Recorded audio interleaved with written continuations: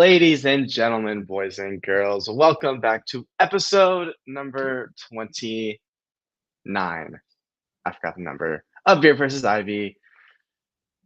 We're back. It's Monday. It's 12 o'clock. We're on time. No distractions today. And we got baseball to talk about. I'm your co-host, Simon Gasol, brought to you with the best co-host and recent main show host, Mr. Jackson Gross. Jackson, it's Monday. How are we doing today? I'm doing all right. Yeah, it was a lot of fun to be on with everybody on last Third Down Thursdays. Like I said, I think it'd been since like December or January or something like that. Since I would co-host it. And the last time it was with MJ. Always love co-hosting with Bruce because that means it's going to be an all Chicago show, which for the most all part Chicago show it was. Yeah, we got into some other stuff, specifically Harrison Butker stuff. So if you want any more insights and opinion on that, go ahead and watch that. And then once we had Kenny and Nate on, we went to the Chicago Bears schedule, which was very interesting to say the least. But yeah, other than that, doing pretty well. Had a crazy day on Saturday at Walgreens. When I got there, because I was the closing shift manager, the lights in the store were off. And I'm like, okay, maybe it's like, it's summer. They're trying to cool it off, whatever.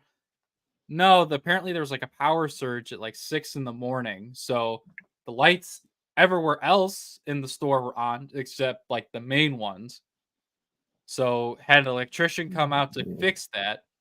And then had a customer not complain, but just let me know there's a weird smell coming from the cooler and that it smelled like gas. So then I had to call the fire department and evacuate the store to see if there was a potential gas leak anywhere, because they had also been out on Thursday to check out a bad air conditioning unit. So thankfully there was nothing. Nothing, no carbon monoxide, no nothing. It was all good. Just potential leak in the cooler, but nothing harmful to people. So yeah, that was all that all happened within the first 2.5 hours of an 8-hour shift that I was there. So you love this, dudes. Luckily, yesterday was pretty quiet, but I'm happy to be here talking some baseball. I need to focus on some good stuff. Despite some inconsistencies with the team that's on my hat, but we'll get into that later. Sai, I think this is the first Beer versus Ivy episode with you with a different background. Is that correct? So yeah, that's the first thing I was going to allude to. Is I am in my new apartment. So this background, I just whacked my chair into my table. Anyways, this background is going to be the new consistent background for the time being. I'm gonna hopefully decorate back there a little more and like in front of me because I have some sports stuff to put up because this is my little office area. But it's in my new crib. Been here about a little over a week now, and it's starting to feel like home in here, which is very nice. It's also the headband episode today because when I was moving out, I found my headband that I got out of a plate crate from like 4 years ago. If y'all know that plate crate, the baseball subscription. The last few years I was playing baseball, I was hooked on them. And this headband was in there. And I was like, headband episode, because I gotta go get a haircut after this. I also was shaving like earlier, like 20 minutes ago earlier, and I cut myself. So that's why I got a band-aid on here. Because I was waiting a little bit, and I was like, I'm just gonna strap it on, we gonna rock with it. But my week has also been eventful. Because I've been working a lot this week. I worked how many games did I work this week? I worked 4 or 5 games this week with the Peoria Chiefs, which are the high A affiliate of the St. Louis Cardinals, and the Bradley Braves, who are a college team who aren't that great. But I had this week, before we go into anything, if we're gonna get a little bit of story time. This week I got my first like really good interactions with the Cardinals minor league players. So pregame, we're setting up BP. It's a Friday, it's a hot day, it's a Friday night game. It's like 2-3 o'clock. just got done. I'm working on bullpens on the home bullpen, finishing it up, and some of the guys come off early work, and the pitcher who comes out just so happens to be the top left-handed pitcher in the Cardinals farm system, Cooper Jerby, who was a first-round pick 2 years ago.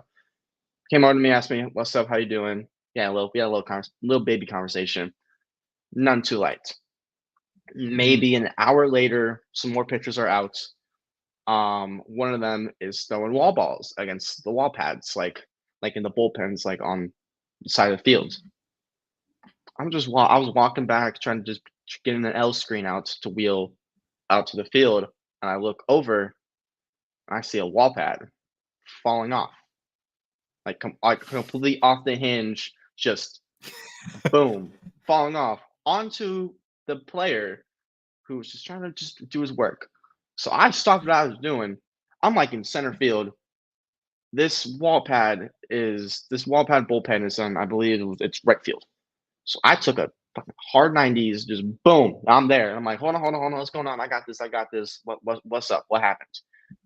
And the pitcher is a left-handed pitcher named Quinn Matthews. Just got called up to high A, tore up low A ball, sub 2 ERA, Stanford product. He's the kid who threw, I think, a 156 pitch complete game in the College World Series last year or 2 years ago. Yeah. Jeez. If any Cardinals fans tuning in right now, we know who Quinn Matthews is. He's a very high riser in our system. But I run over there. I try to get in the wall pad on, but it's heavy. It's on a piece of this like piece of like plywood, big pad. And I'm not that big of a person, so I tried getting up there. I couldn't. And then Quinn is his name. He goes, "Hey, you want me to help?" And I was like, "Oh yeah, no, let's help. Yeah, that's a great idea." So him and I struggled for about 60 seconds trying to get it up there, and I was just like, "I'm just gonna prop it." I propped it. It fell on his face. I was like, "Fuck." Propped it, and I got up there. I propped it up, and I was like, "We'll deal with this later." He's like, "Okay." While I was at it, I actually properly introduced myself. I was like, "Hey, I'm sorry, I'm on the ground screw here because I do ground screw." And I was like, "If you ever need anything, I got you." He's like, "I'm Quinn. Nice to meet you." And I was like, "Oh, welcome to Peoria, by the way," because that's the first thing. Like when the coaches who were around over there, and when the catchers were around, there was like, "Yeah, welcome to Peoria. This is what happens because our stadium is not that great." So yeah, it was pretty cool. Also had one other notable interaction with one of our outfield prospects. His name is Joshua Baez. Him and I I harassed feel like him we during. talked about him before.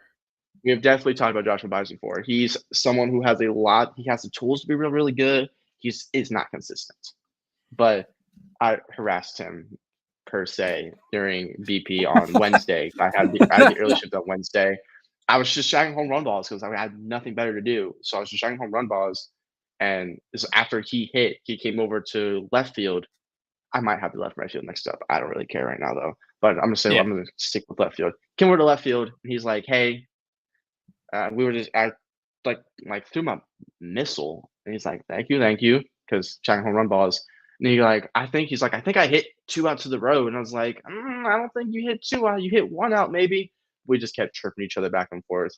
But he's one of my guys. A lot of my fellow ground screw people, they know I'm a big JB fan, and I'm gonna hopefully probably get a real conversation with him because there's some guys that I've had interactions with which they could be kind of good. So it's cool, but that's enough about me. I had to say the story time. I was saving it for this. It makes me feel so accomplished. But we're on to divisional storylines, which you take it away, Jackson. I don't feel like talking anymore. I don't feel like talking anymore. I did the transition. You take it from here. Quick sidebar. Yes, it was 156 pitches in the College World Series against Texas.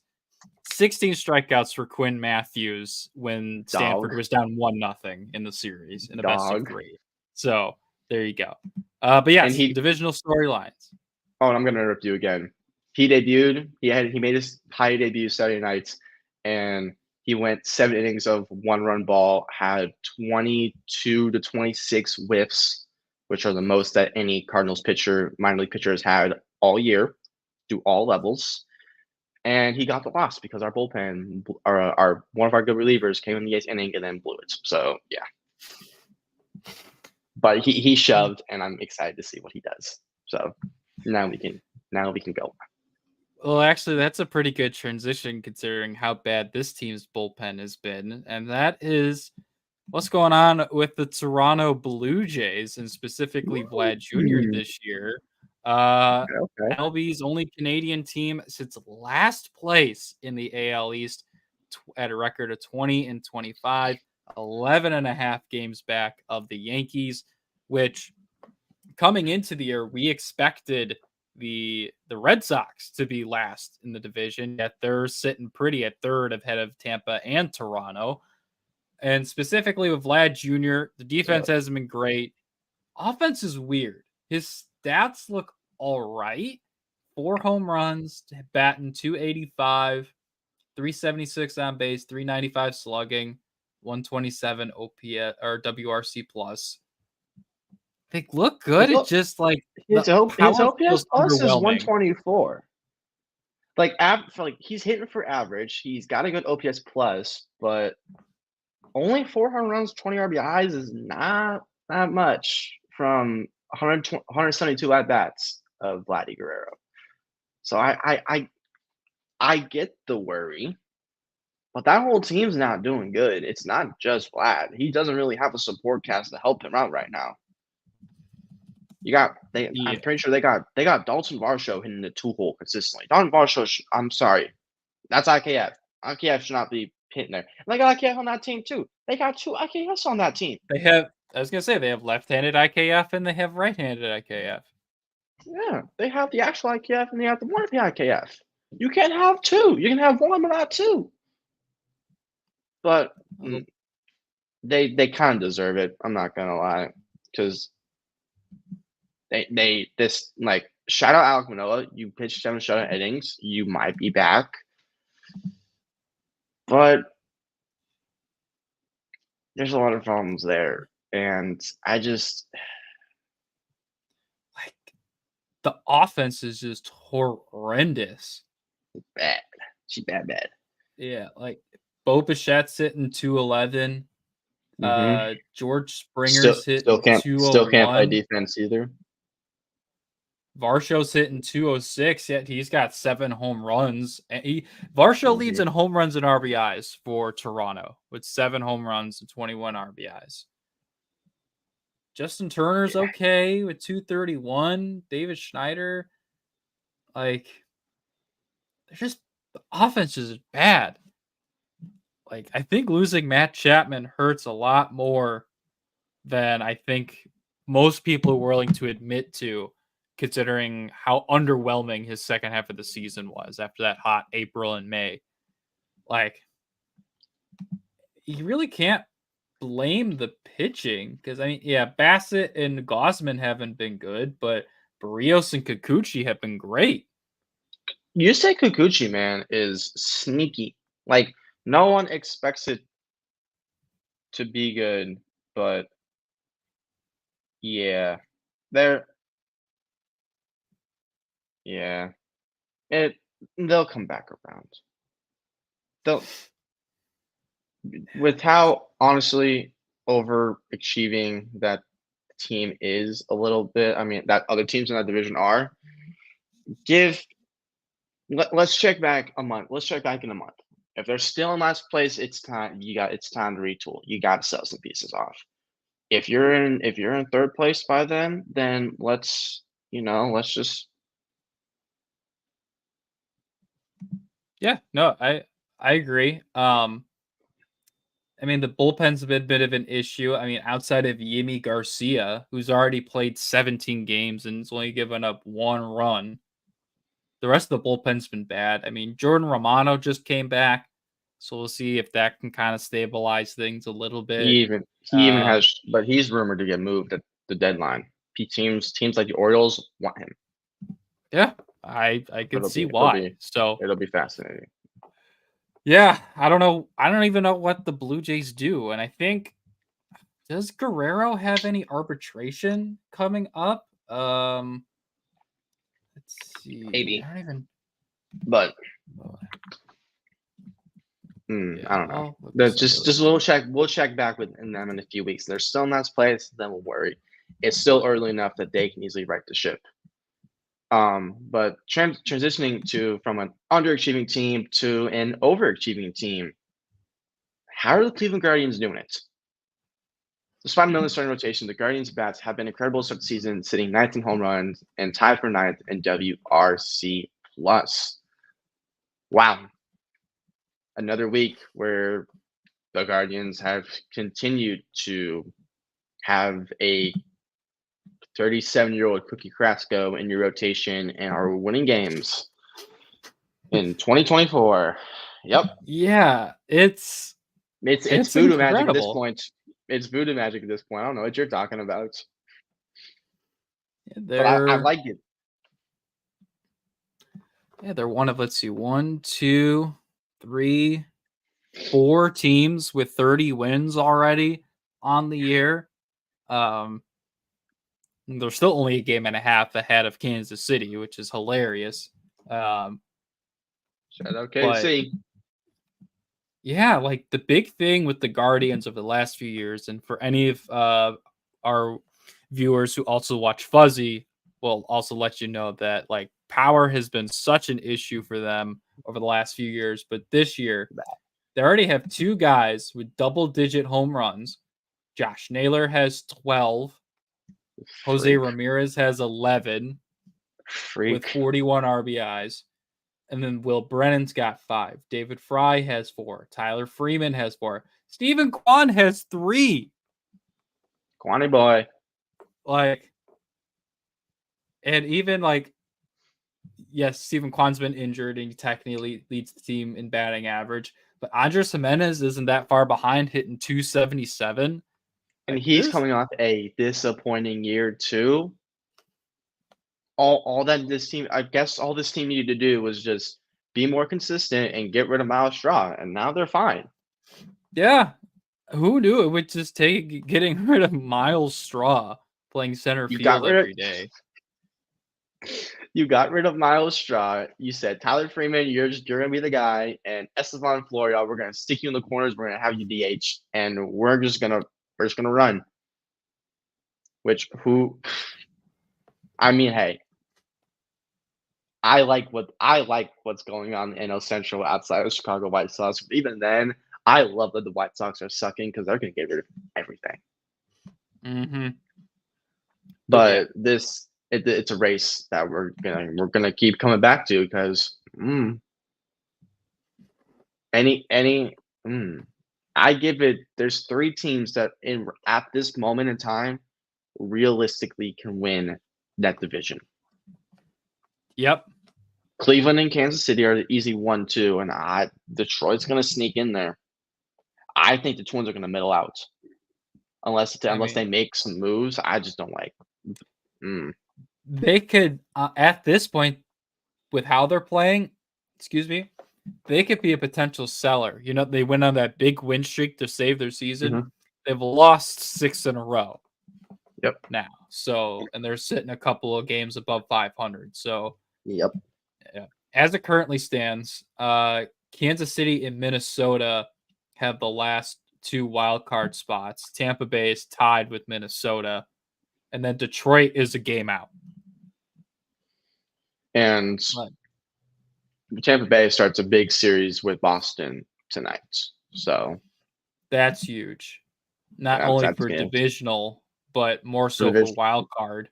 Because Boston's a game and a half out from Tampa. Yeah. So that's big series. Big series starts. But that'll be fun. That'll be a lot of fun. But yeah, Cleveland, maybe they trade for a starting pitcher at some point. Maybe not maybe a Jose Quintana, which we'll get into a little bit later. I would actually really like Quintana in Cleveland. Him and Cookie, man, come on, make it happen. Cookies and katanas. Come on now. I see the shirts. Hey, my marketing that I don't have in me. Cookies and katanas. Literally just 2 katanas like this. Cookies on the katanas. Come on now. cooking. You know Like, who else is cooking? who's that? You know who else is cooking? Or No. yeah, hold on. Look,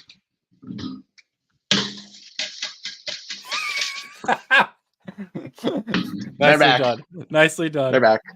They're back. They're 8-2 in their last 10. They're third place in the division. They're out the cellar. They're in that middle ground. This is where the Astros are at worst should be, is where they're at right now. They sit 3.5 games out of the wild card spot. Okay. 4 games out of the division lead, Seattle Mariners. Hey, shout out Mariners.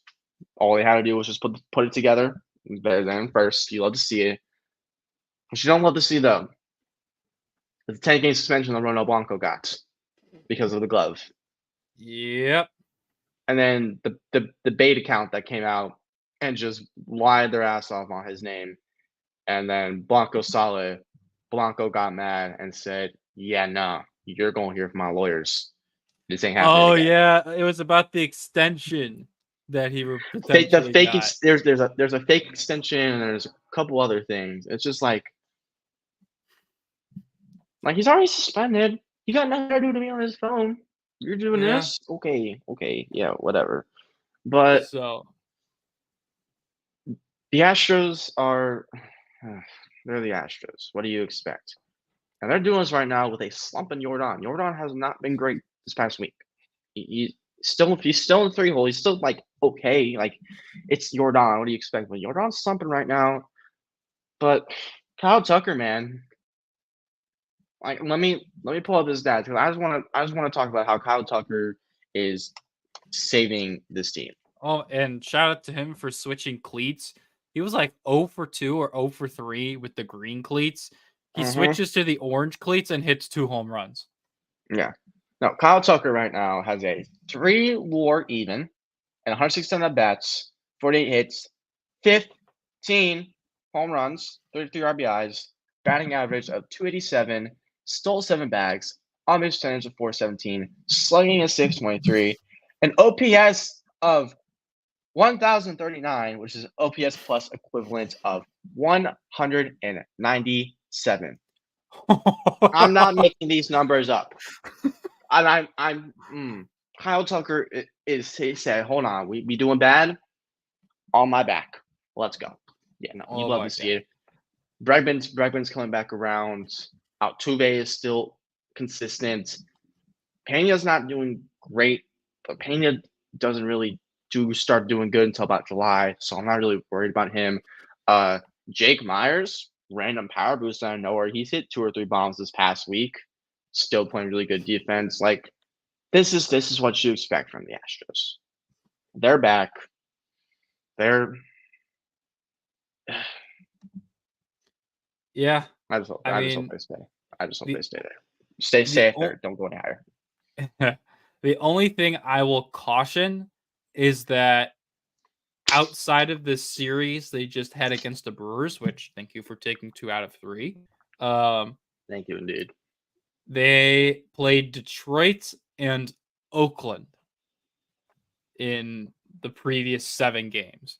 So I do caution a little bit. Then they play the Angels. Then they play Oakland again. But the real test will come at the end of May and the start of June when they have 4 games in Seattle and then 3 games at home against the Twins. That will be a bigger test to me. Yes, Brewers are first in their division, obviously, unfortunately. But I'm not quite sure to say they're fully back yet. Yeah, right steps. They have, after those 2 series, they have such an easy June. Yep. They have the Cardinals at home. The Angels on the road. That's going to be a sweep.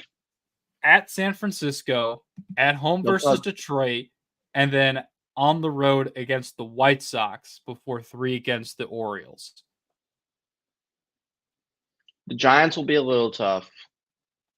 Both the Tigers series will be competitive, and the Orioles series is going to be super competitive. The other ones, I mean, the Cardinals are somehow rolling by June. That could be interesting, but like the White Sox, that'll be a sweep. The Angels Jeez, were the likely to Angels sweep. more likely to sweep, or they'll at least take 2 or 3 or 3 or 4. Like, it's Yeah. So the Astros are we'll gonna do what the see. Astros are gonna do. Yeah, Astros are we'll gonna do what the see. Astros are gonna do. It should be fun times to see if the Astros are truly back or if they'll regress back to what they were at the start of the year. But yeah, Please regress, please regress, please regress, please regress, please regress, please regress. I don't want to see them do good ever again, or well, not until someone retire. you want some. The one thing you don't want to regress. My home insurance? I think you're right. Erie Insurance says here's to the grown-ups who move, mortgage, mow, and still bust a move. But does your home insurance still fit? Erie helps you protect the home you've grown into, all at fair prices that are often less than the other guys. So how do you find the right coverage? Magic. Nope. Local independent agents who get to know you like this. Your local Erie agent is Building Block Insurance Group. Get a quote today at 704-464-4544. Erie Insurance. And when you call our guy, I almost said Jai. What the hell's wrong? Happened again. Our guy, Jeff Wartefney, at 704-464-4544, or give him an email at jeff@mybebig.com. Let him know that Third Down Thursdays and Beer versus Ivy sent you, and that, let's see, what's a good one? That I'm better at him at MLB The Show. I think I've already said that one before, but whatever. We ride. I was gonna say that I can strike him out in 3 pitches. Oh, there you go. We'll go with that one instead. That's better. That's yeah. Better. We'll change how many pitches every week now. Come on now. I might strike him out in 2 pitches. You're gonna strike him out in 2? 2.5. Quick sidebar with my Cubs franchise. I'm 15-0 to start the year. So solid. In my Oakland A's franchise, we're in the ALCS, but we're purposely losing because it's year 1. Yeah, all it took was for us to do was actually develop players. We traded for Dylan Tate from the Orioles to boost the bullpen. We traded for Edward Cabrera, and that's basically it. And we had a good draft. Okay. Yeah, but Edward Cabrera is already like an 80 or 81. Like he's our ace. It's awesome. Yeah. I basically had to rebuild the pitching staff outside of Justin Steele and then kind of fix up the bullpen a little bit. Traded for Yanier Cano, Jordan Wicks, and Javier Assad are my long relievers at this point. And then the offense, I didn't do much of the offense, but I did get Tristan Casas, and I have Tommy Edman as my utility guy off the bench. So good. That is great. Shout out Tommy Edman. I miss you so much. You know what I don't miss? You know what I don't miss though? What's that? Mets are selling. I'm actually could shed a tear of joy. Yeah. According to USA Today's Bob Nightingale, he reported that other GMs around the league believe that the Mets will make Pete Alonso and J.D. Martinez available at this year's trade deadline. Makes a lot of sense. Both guys are pending free agents next year. I personally think this makes a lot of sense. The Mets are kind of middling right now. I think they're sitting at 21-25, third in the division, a few games out of a wild card spot, but was it 5.5 games out of the division? Or no, it's more. It's a lot more. What am I talking about? Yeah, they are 12 games back in the division. Excuse me. But 2 games out of a wild card spot. So I think it makes sense. There's a lot of other pieces that we alluded to. Jose Quintana being traded to Cleveland. If New York does trade these guys, where do you want to see them go? Where do you want to see J.D. Martinez and Pete Alonso go for the second half of 2024?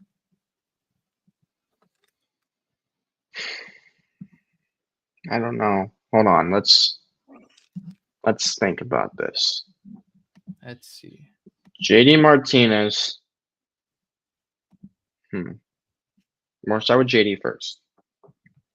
I think JD needs to go back to the AL. Get him out of the Okay. National League. That's first things first.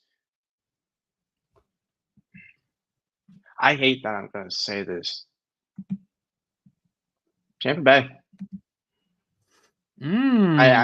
I if he's gonna get voodoo magic, just word today, voodoo magic. Voodoo magic, JD, Tampa Bay. It makes way too much sense. They typically do a rotational DH. I think like Harold Ramirez right now is in DH, but like they could use some more pop. And just imagine Randy smacks a double, and then JD Martinez comes up and smacks another double to bring him home. Come on now. I like that a lot. I think that's great. As to Pete Alonso, if you asked me this about a month and a half ago, I would have said Chicago. So super easy. I would have done some match made in heaven.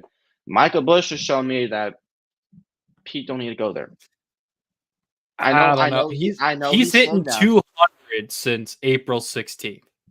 Michael Busch. He's hitting 200 last month. That is true. But I don't.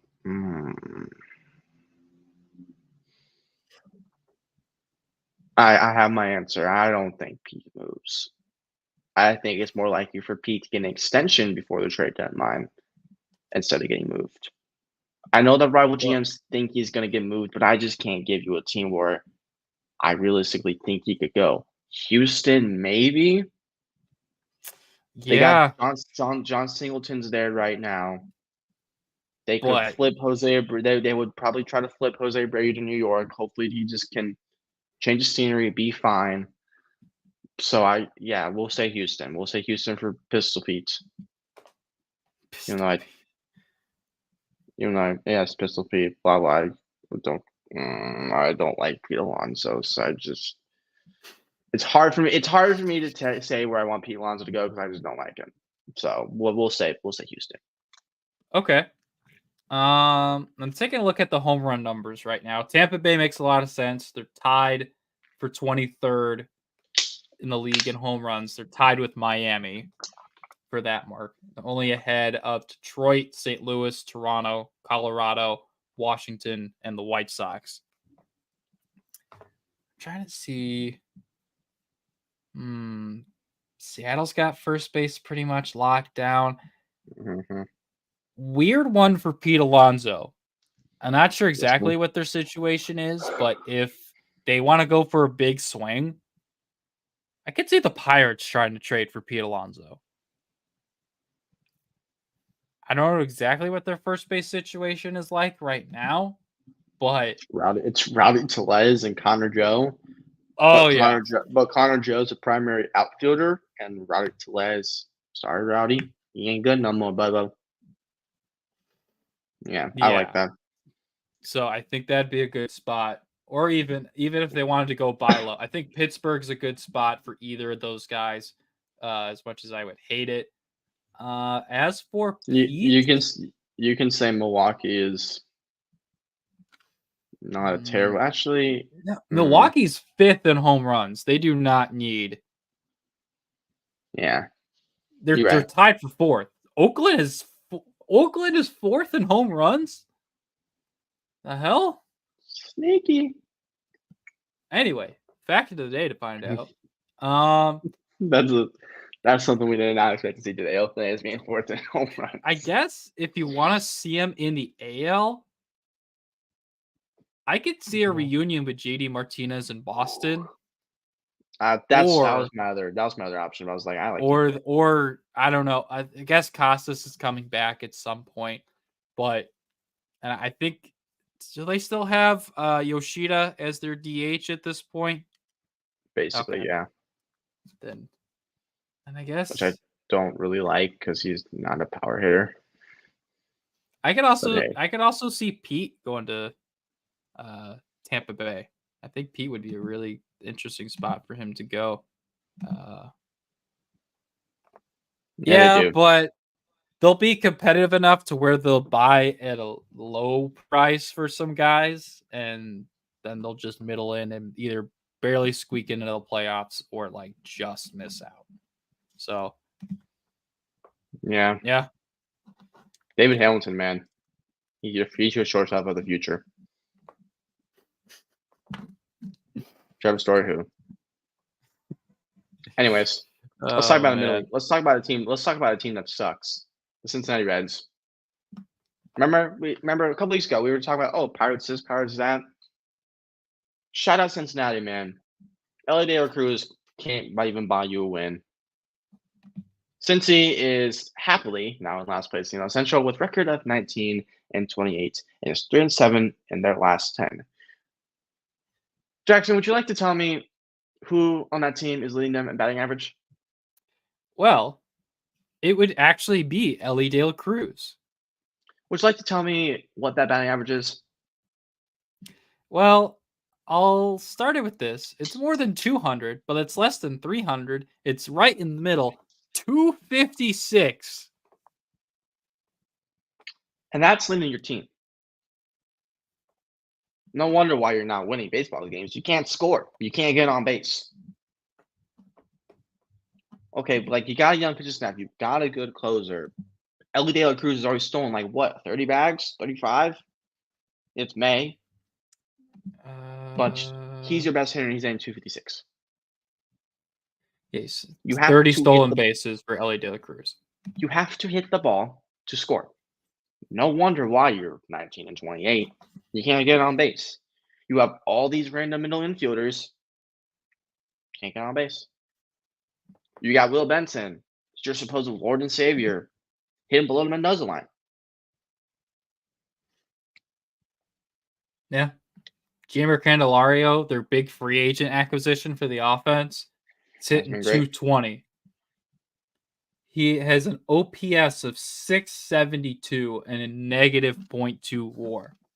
Will Benson, negative .2 WAR. Christian Encarnacion Strand, negative .9 WAR. Yes, he's been injured. He's only played in 29 games. But in the games he's played, he's not been great. Nope. Yeah, the Reds don't have a player who's hit over 10 home runs yet. It's 9 with Ellie De La Cruz to lead the team. And they're tied for 19th in runs scored, with played 5 less games than the Reds. Mm-hmm. Cincinnati, hold on. You don't know this is coming, but Cincinnati, bring him home. Bring him home. Bring him back. Bring him back, you cowards. What? You have nothing else to lose. Give him the redemption tour that he deserves. And then let him retire. And then carry down your team because you suck. Easy peasy, lemon squeezy. Shout out Reds, man. Yeah, and I have to say, like, for all the other teams that have been really bad, the Marlins, the White Sox, the Rockies, the Blue Jays, obviously, I feel like their suckitude has like completely flown under the radar, and it's been excused as, oh, they're a young team.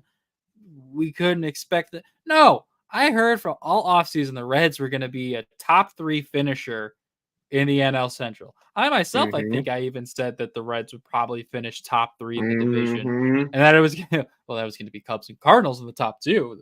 Part of that was held up. Hey, my end has not, and that's okay.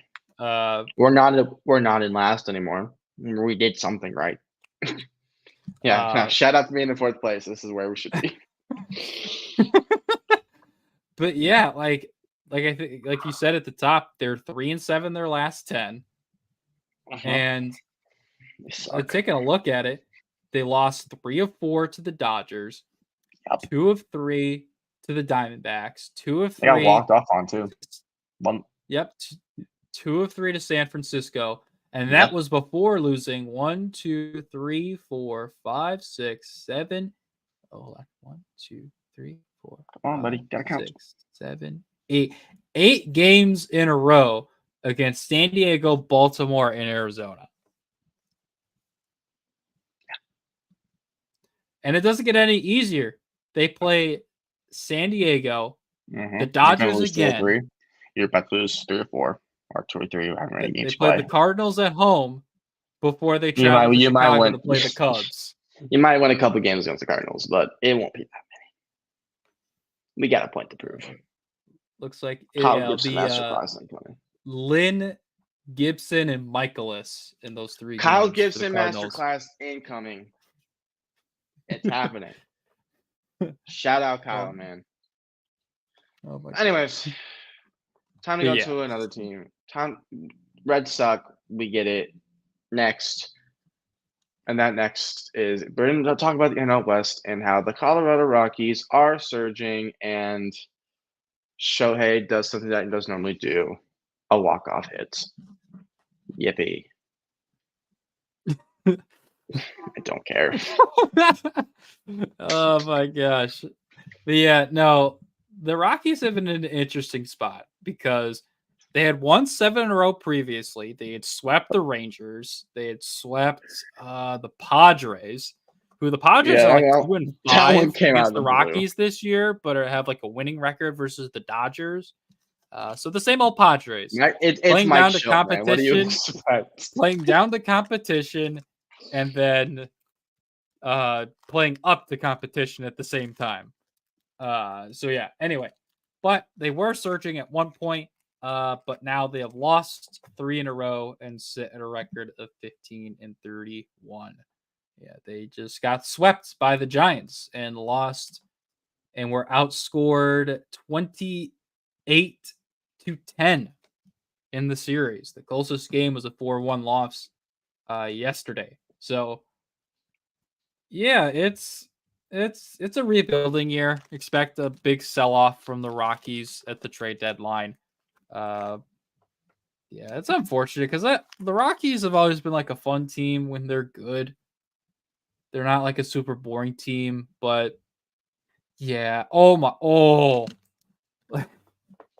Listen to their schedule to end May and start June. At Oakland, at home versus Philadelphia for 3. Yeah, that's good. At home for Cleveland for 3. And then on the road for 3 against the Dodgers. Back to back to back. Oh, poor Colorado. But yeah, it was a nice little win streak for them. But I guess it just wasn't going to last.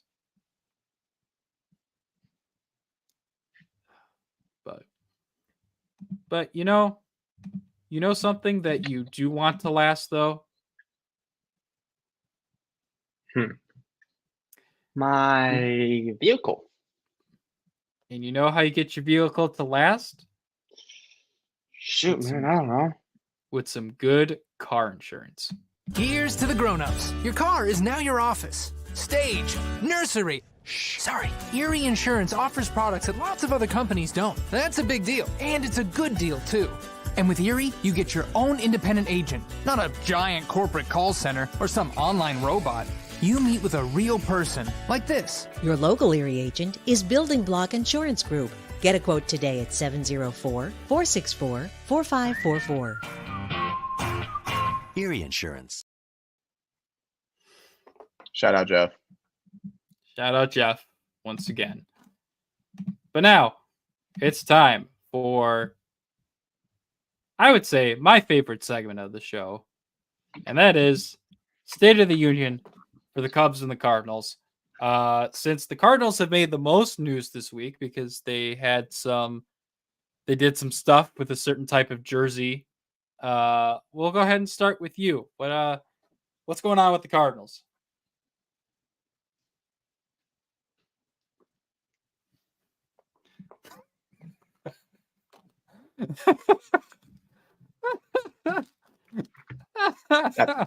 There's that. But shout out to the jerseys. They're actually clean. Okay. Like they're good. They're good beats here. Actually seeing them, not the leaks. I like them. However, what I've been saying all week, because I've been talking about these jerseys all weekend. Advantages when I work with a minor league team. The fact that the arch is not incorporated around the bird from the bat and the loo is the only way that they messed this up. Otherwise, this is a great jersey. We actually have a red jersey rotation, which we have not had in so long. It's the loo. We're incorporating the loo. We still got the classic birds on the bat. The STL is a classic on the hats. The patches, the little waves representing the Mississippi River. It's a good jersey. Just no arch. No incorporation of the arch, which everybody in the model was like, we're going to incorporate the arch. We did not. But that's okay. Yeah, I agree. They look a lot better than I initially, when I sent the leaks to our group chat from, I think it was like the Fanatics page or whatever. Yep. Yeah, these look a lot. Yeah, no, these look a lot better. The only thing I think is they were probably worried about was making the arch too wide around the birds and the bat and the loo.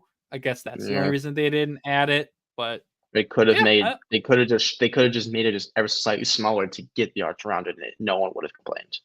But or even the arch on the back. Ooh. Okay. That would have been fascinating. But outside of that, I'll put the banner back up because I need to show the full picture. But the Cardinals have actually not had a terrible week of baseball. We won some baseball games today. Woo! I know. It's crazy. We took 2 or 3 against Boston, which was exactly what I expected. We took 2 or 3 against the Angels. That's cool. That's great. Yes, Angels aren't that good of a team. Boston, a little bit better, but they're really just a 500 team. We'll take it. We'll take it. The biggest con I really have on the Cardinals right now is no Steven Matz is starting to hurt us because that means we don't have a fit starter. Yes, Steven Matz, he blows. Don't like him. But Libby has been doing so good in the bullpen. And then you make him start, and he can't get through 3 innings. Yep. Which is making the integrity of our bullpen a lot weaker because you're making Liberatore starts. So I'm hoping that this next go around we get either a Sam Roberts call up or Gordon Cristefo call up or even a Michael McGreevy call up and let one of the young kids start a couple games. If it works, it works. If it doesn't, it doesn't. Just we need someone to eat some innings because our bullpen's got a lot of nobodies in it right now. And they're having to consistently pitch big innings, and it's sucks because outside of our big 3 of Kittredge, Romero, and Helsley, our bullpen's weak. It's John King, it's Kylie, but shout out to him though. He worked with Trevor Bauer a bunch all off season. He's actually doing good. We got Chris Roycroft, Nick Robertson, just a lot of randos. John King, like a lot of randos who aren't the greatest, but are really just there to eat innings right now because of the integrity of our pitching staff. But starters are doing just fine. Kyle Gibson, so far, love to see it. Lance Lynn's been getting shut around a little bit, but that's expected with Lance. He's still doing just fine. He's doing exactly what we need him to do. Miles actually had a good start, which he needed so badly. Sonny Gray's still him, even coming off of rough starts. But the offense is what I'm more or less proud about because Goldie's coming back. He's on a 7-8 game hit streak right now. Arenado, 287 batting average right now. Mason Wynn, he finally hit his first Busch Stadium home run this season, and he traded a bat for the ball to get to his mom, which you love to see. Ivan Herrera behind the plate is doing just fine without Wilson here. Newbar's slowly coming back. Brandon Donovan's slowly coming back. Like we're clicking. We're clicking in the right direction. However, this week we have 3 games against Baltimore, off day, 3 games against the Cubs at home. So these are actually good teams. I'm more interested to see how we do this week than last week. If we can, we went 5-2, 4-2 last week. We can reciprocate that roughly again this week. Let's do that. But that's all I got. All right. Yeah, it's be interesting times for the Cardinals, see if they can continue this relatively good stretch. It's safe to say that has not been the case for the Cubs. They have not been very good. They've been very inconsistent. Part of that is the continuing mounting of injuries. We've now had 15 guys go to the injured list. With So I'm gonna pause you just a second, but these are clean. Oh, they got the big letters. Let's go. We got the actual letters. Like, they're clean. They're clean. I like them. Okay. I'm getting the new bar jerseys. It's happening, baby. We're getting the new bar jersey. Shout out Newt, man. Newt.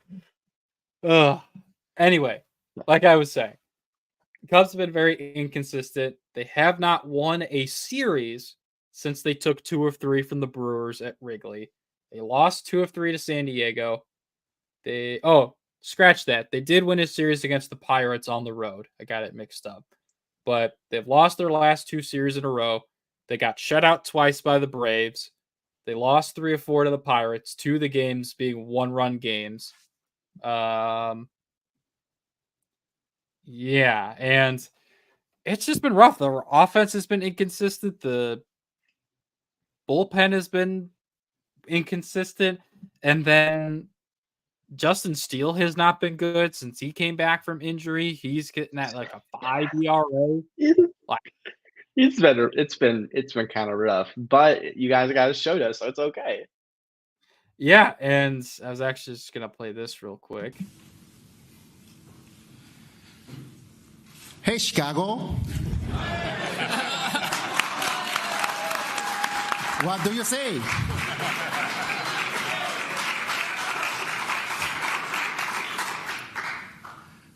Cubs gonna win today. And he has held up to that. And the Cubs win when he starts. And honestly, I like Shota. I'm okay with it. He is a national treasure. I'm actually sorry, Jose Guas, you're on the back burner. It's Shota season. You heard it here first. This is breaking news. Yeah. Signing yourself, the Cubs haters is a Shota Imanaga supporter. I would never, ever in my lifetime wear a Cubs jersey. But if I had to, give me a City Connect Shota Imanaga jersey, I'll be okay. Okay. Yeah. We'll see. We'll see what we can do. That does not mean you get to put me in one. Unless I lose a bet, then that's the only jersey I will wear. But hey, we'll talk. Okay. Yeah, no, he has been incredible. He set a MLB record. He has the lowest ERA through the first 9 starts. I don't know if it was of a career or just to start the season. He has a .84 ERA. And the concern was with him being a fly ball pitcher, how is he going to do at Wrigley when the wind starts to blow out? And that'll still be concerned once we get later into May and June and July. But the fact that we're into May and he's given up 5 total earned runs and 3 home runs and allowed 9 walks to 58 strikeouts is utterly ridiculous. And again, as I have said, as we have said, as everyone else has said, we expected, Imanaga will be a nice like number 3 or number 4, maybe number 2 on a good day. Mm-hmm. Nah, he's the motherfucking he's ace right he's now. Ace. That's like, ace, man. And like he's got such a funny personality. Like I like his personality. Said, it's giving aura, and I like it a lot. When they were in New York playing the Mets, he recognized like a building as like from one of the Spider-Man movies that he watched. he was the most surprising thing about him being in America is that you can make a right turn on a red light. I don't know about that. That's funny. The only time he goes out is to go get like Dunkin' Donuts, and he gets like a medium like iced latte or whatever. My from man. Dunkin' Donuts. My man. That's what I be getting to. I'm just shutting him down, man. I'm just him. He's just me. Come on now. Yeah, he said like, "Oh, there's nothing about a sponsorship yet," but he says, "I'm going to continue to keep drinking it because it's good."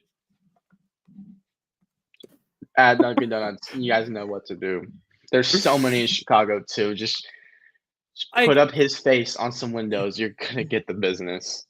Like And then if Dunkin' Donuts can do ads for Justin Fields and Duncan Keith, I think they can do ads for I Shota think they can Imanaga. do a Shota ad. Or So just give him some sort of like sponsorship, or give some sort of deal where he can get his medium coffee, iced caramel lattes probably for free. That's probably what he's getting. Let's be for real. That's the vibe I'm getting. And honestly, good. yeah, but it has not been all sunshine and rainbows. Nope, because like I said, Miles Mastrobuoni exists. Because Miles Mastrobuoni and Nick Madrigal have been the starting middle infield with Nico. Don't diss on Nicky Madrigal. Don't diss on Nick Madrigal has been awful. Screw Nick Madrigal. Don't diss. You can diss I on. will diss. Nick Madrigal's been awful. Maestro sucks, but Madrigal is. Madrigal can't hit for power. What do you expect? It's not that he's hitting for power. He just can't hit. Okay, well, what is he at? He's hitting 221 for supposed Mastrobuoni is hitting on 200. Well, yeah, but I expected him to be bad. Like I was not expecting Miles Mastrobuoni to do good. Okay, but fair enough. I expected Nick Madrigal to at least be an average to slightly above average hitter, like at least hitting like 260, 265. Fair. That would have been nice. But would have been nice. He's been bad. Mastro's been bad. Ian Happ has been god awful for the amount of money he's making. 2 home runs, 14 RBIs, batting .208. Like, you know who hasn't been bad? Who's that? Mike Tauchman. No, forget Journeyman Mike Tauchman has been better than Ian Happ is being paid $20 million. My king. 4 bombs, 13 RBIs. Give Tauchman the money. Give Tauchman the money. 257, 372, 417, and WAR of almost 1. Like, he's been awesome. It's such a good story. Yeah, shout out to Mike Tauchman, always and forever.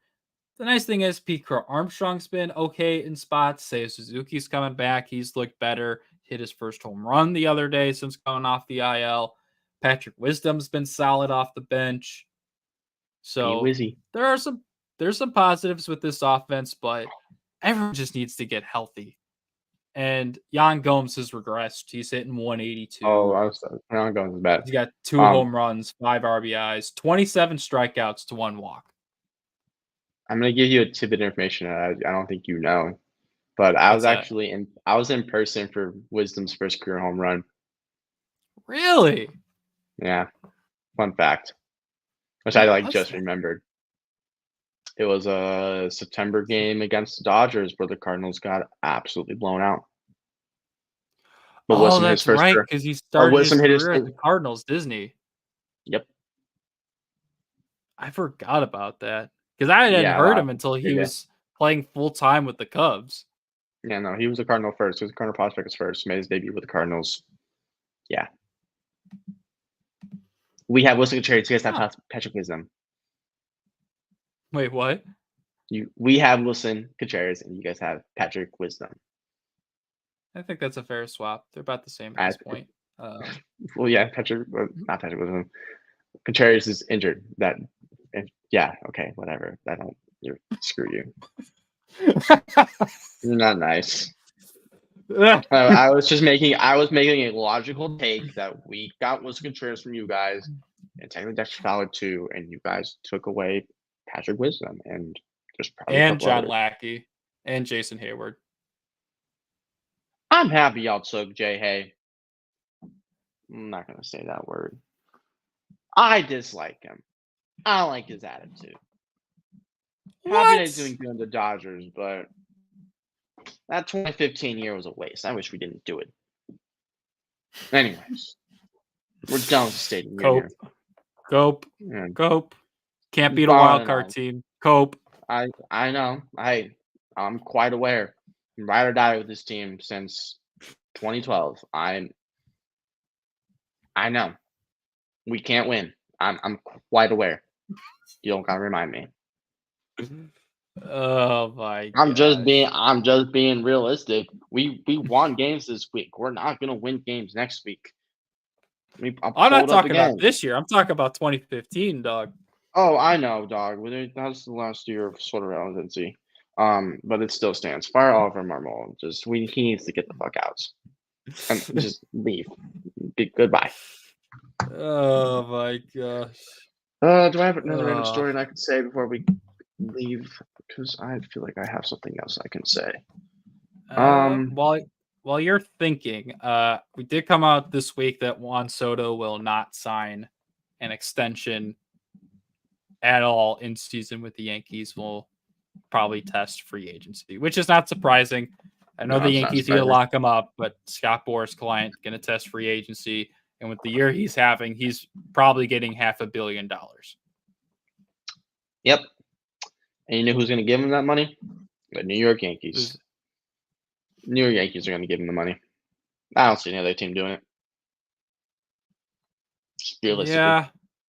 Because there's only like what? There's 5 teams you could give him out that kind of money? Both New York teams, the Cubs, maybe the Angels, but I doubt that. Not the Angels. I was thinking like the Rangers, like in a vacuum, not like obviously they're getting like also $200 million to Semien and like $300 million to Corey Seager. In a vacuum, the Rangers cannot afford that right now. They don't need Soto. Yeah, you heard it here first. The Texas Rangers have no use for Juan Soto. They are just fine where they're at. I guess the Angels could. The Angels could, but I don't think he's. Angels could. I don't think he's going there. The Angels won't. The Angels could. If they had kept Shohei, that would have been a great spot for him. Yeah, no shit. If any team kept Shohei, they would want to go. You know why? People want to play with Shohei. Oh my God! Shout out David Fletcher. You deserve what happened to you. If you know. Oh yeah, know. he That's was what with, you get. That is what you get. No, you took the advice of Ipe Matsui's bookie, and now you're under a federal investigation. It's what you get. I don't care. You were just throwing knuckleballs at AAA for the Braves last week. Fuck you. You deserve this. I'm done. That's what I wanted to say. I like David Fletcher, but I don't. If you got a federal investigation on your name, I'm sorry. No thanks. Go join your butt buddy in jail. Oh. But I don't mean that actually. Other us-related news, Cooper DeJean just signed his rookie contract with the Eagles. Sick. 4 years. 4 years, $9.28 million. That's exactly the money that was rumored that he was going to sign for. So you'd love to hear it. Also, okay, it's actually the last little bit of news that I saw is Bogarts went down with an injury about 40 minutes ago. Same-ish injury, same extent of an injury that Trevor Story got earlier this year. Yeah. The Padres are cooked. Yeah. Actually, no, they're not. You know why? Luis Rice is going to play second base every day now. Yeah. They'll keep Ha-Seong Kim at short. That's a big loss to that offense. It's still a big loss, but they'll be fine. But shout out Jack. I saw that on your Twitter. So shout out Jack for retweeting that. So, but no, that's all I got. I think it's Craig Council time. Craig Council time, indeed.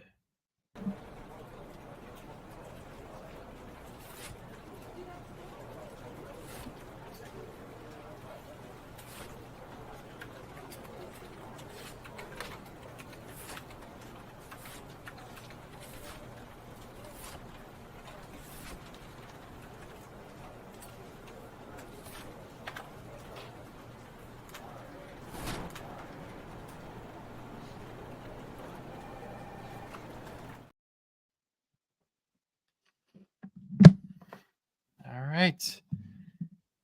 Great show, Cy. Yup. Have a fun time with your haircut. Get that That's fresh so cut. much fun. Look, I'm hoping so. I'm hoping, like, look, I'll take the headband off. Now my hair's all stuck up like this, so yeah, no, we're hoping we're gonna get the sides and back trimmed up. Hopefully the Pac McAfee show's on. I know, right? I know. I love my hair does this. Look, we look. no, it's not even that. When I saw the hair up, I immediately thought he's got the Harry Osborn cut. You're mean. Stop being mean. I'm about to go look pretty because I gotta go to Vegas in 2 days. So I gotta go look pretty. Oh my gosh. All right. Well, have fun and pick. We're done. We'll see y'all next week. I don't normally schedule time. See ya, Jackson, you're everyone. mean. You're mean.